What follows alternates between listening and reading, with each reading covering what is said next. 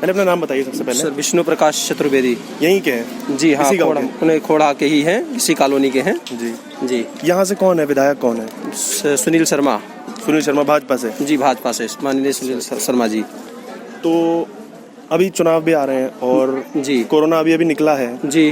तो उत्तर प्रदेश में कहा जा रहा था कि कोरोना को बहुत अच्छे से हैंडल किया उत्तर प्रदेश ने, मुख्यमंत्री ने और भाजपा ने। बिल्कुल सर। और आप यहाँ वैक्सीन लगवाने आए हैं जी, तो आप बताइए कैसी व्यवस्था है और ये आपकी पहली वैक्सीन है दूसरी? जी हमारी तो ये फिलहाल अभी हमारी भाभी थी, उनको लगवाने के लिए आया हूँ। और मेरा घर में होम डिस्ट्रिक्ट हमारा गोंडा है, वहाँ पे भी बहुत बेटर व्यवस्था थी। हर स्कूलों में कैंप लगाया गया है। उत्तर प्रदेश सरकार ने जो भी कार्य किया है, जैसे भी किया है कोरोना काल में, बहुत बेहतर किया है। और वैक्सीनेशन बहुत सुचारू रूप से, बहुत तरीके से लोगों का हुआ है। आप इसी गांव के हैं तो और लोकल मुद्दे बताइए थोड़े, मतलब क्या परेशानी थी?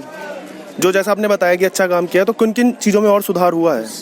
सर सुधार तो सर बहुत सारी चीज़ों में है। खोड़ा में देख लीजिए तो नाली खड़ंजा, और अभी एक बहुत बड़ी समस्या है जो खोड़ा में, वो पानी की समस्या है। और चीज़ों की में काफ़ी बेहतर पहले से सुधार हुआ है।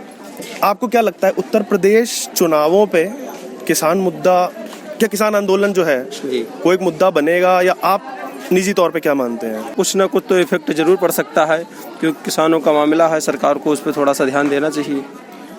लेकिन जो बिल आए हैं वो मंडी से रिलेटेड है जी। और ये जो बेल्ट है पूरी पश्चिम उत्तर प्रदेश की माने अगर हम, तो ज्यादातर गन्ना उगता है जी। तो उसका मंडियों से इतना लेना देना नहीं है, मिल में ही जाता है वो। जी।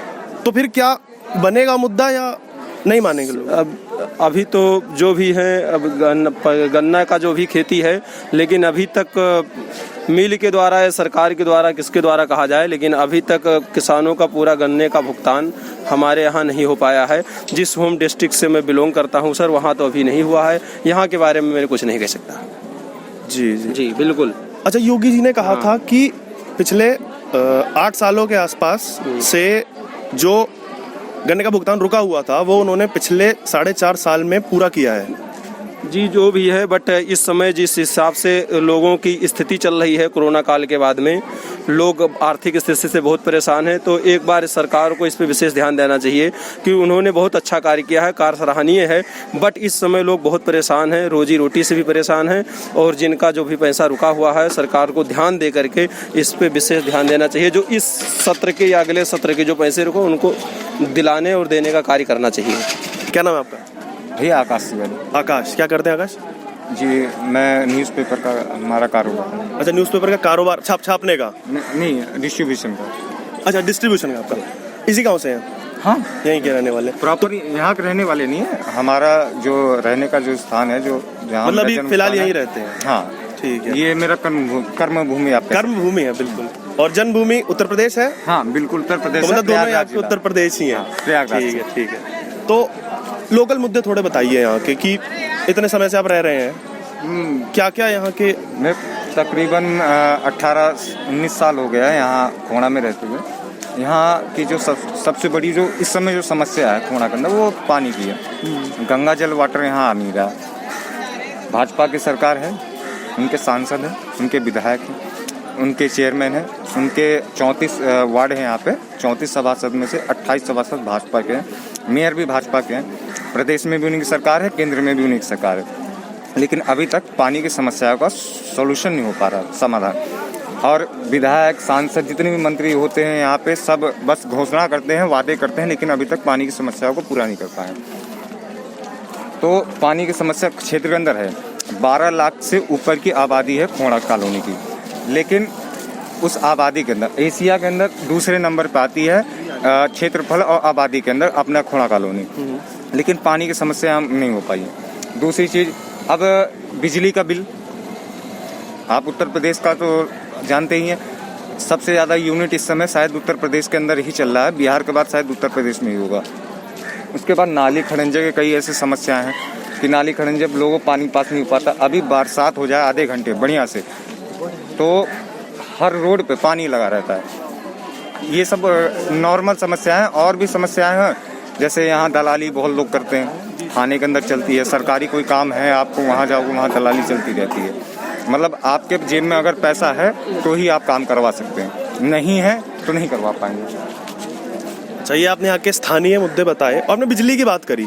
बिजली एक बहुत अहम मुद्दा है उत्तर प्रदेश में। मतलब पुरानी बात करें, 10 साल पहले की बात करें, 5 साल पहले की, तो पिछले 4-5 साल में बिजली का मुद्दा सुधरा है, बिजली आना सुधरा है, बढ़ी है। पहले कितनी बिजली आती थी, मतलब आज से 10 साल? 2017 में, 10 साल पहले क्यों जाऊं मैं, अखिलेश की सरकार में जाता हूं। जब सपा की सरकार थी 2017 में, बाबा जी जब मुख्यमंत्री नहीं बने थे, तो बिजली जो थी यूनिट थी वो सही चलता था।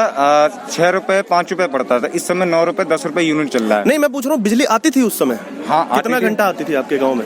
यहाँ क्षेत्र में 18 घंटे आती थी। 18 घंटे बिजली? 16 से 18 घंटे। उस समय ये नगर पालिका में नहीं थी। अच्छा, ये क्षेत्र नगर पालिका में नहीं थी, ये कच्ची कॉलोनी के अंदर थी। अब नगर पालिका में है, तो इसमें अब कितना घंटा बिजली?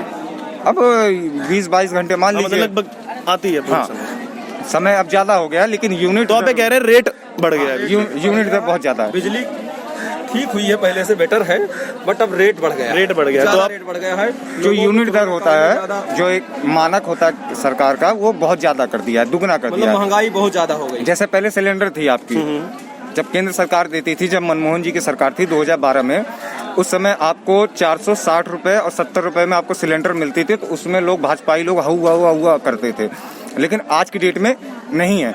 आज आपको 858 रुपए का सिलेंडर मिल रहा है, उसमें भी अब हुआ नहीं हो रहा है। बीच में सब्सिडी भी दे रहे थे, सब्सिडी क्या हमें लॉलीपॉप चटाने के लिए दिया था। मोदी जी तो कह रहे हैं उन्होंने गैस दिया है घर घर में। कहाँ दिया है? नहीं दिया है। नहीं, वो भैया जानते हैं कैसा मुद्दा है कि आप मान लीजिए 100 चीज लिए, उसमें से 4 बांट दिए और छान में नेता खा गए और उनके चमचे खा गए। इस समय मैं हकीकत बताऊं, सपा के माननीय अखिलेश यादव जी आगे लगे पड़े हैं, लेकिन उनके संगठन के अंदर इतनी मजबूती नहीं है कि योगी जी को इस बार तोड़ सके, क्योंकि उनकी जो हिंदू युवा वाहिनी जो चल रही है, वो उनकी टीम बहुत तगड़ी है। उन्होंने युवाओं को ना कैप्चर कर लिया है, उन्होंने युवाओं का माइंड डाइवर्ट कर दिया। जो 18 साल के वोटर है ना, 18 से 36 के, वो इंडिया के अंदर इस समय सबसे ज्यादा है, और उन सबको उन्होंने ऐसे कब्जा कर लिया है। बस भाजपा में हर किसी को पन्ना प्रमुख बनाते जा रहे हैं, पद देते जाओ, काम होते आप जैसे लोग हैं जो भैया हम पन्ना प्रमुख, विरोध भी हम पन्ना प्रमुख नहीं बनते। विरोध नहीं कर रहे हैं भाजपा का, बट ये है कि थोड़ी सी जो प्रॉब्लम है, लोगों की जो स्थितियां चल रही हैं लोगों के साथ, उस स्थिति में सरकार को कितनी मदद करनी चाहिए, इस विषय पे हम चर्चा कर रहे हैं आपसे। हम सरकार का कोई विरोध नहीं कर रहे हैं, हमारे लिए तो हम मतदाता हैं, हम तो सबके साथ हैं, हम किसी पार्टी के बंधे हुए। हमें अगर कोई पार्टी पसंद नहीं आएगी, कोई हमें चेहरा अगर हमें पसंद नहीं आएगा, तो हम तो नोटा जाकर के दबा देंगे। बिल्कुल ठीक है, वोट देने का हमें अधिकार है, यहाँ ऐसे निशान लगवाएंगे और नोटा जा रहे हैं ना, हम वोट मांगने जा रहे हैं। बस ये है कि लोगों की जो परेशानी है, सरकार को इस पे विशेष ध्यान देना चाहिए। और सरकार तो योगी जी हाई हैं, सरकार तो ऊपर बैठी हुई है, कहाँ देख पाती है। देखने वाले तो खर्चा पानी लेकर चल देते हैं। तो सबसे बड़ा मुद्दा आपका मुझे यही लग रहा है कि लोकल लेवल पे ऊपर से सब ठीक है, लेकिन नीचे क्षेत्रीय लेवल पे अगर आएंगे किसी भी भाजपा के पदाधिकारी के पास, तो वो कोई कार्य नहीं करते। नीचे के स्तर पे काम नहीं होगा। जब तक उनको दक्षिणा नहीं मिलेगी तब तक कार्य नहीं होगा। लास्ट बार धन्यवाद।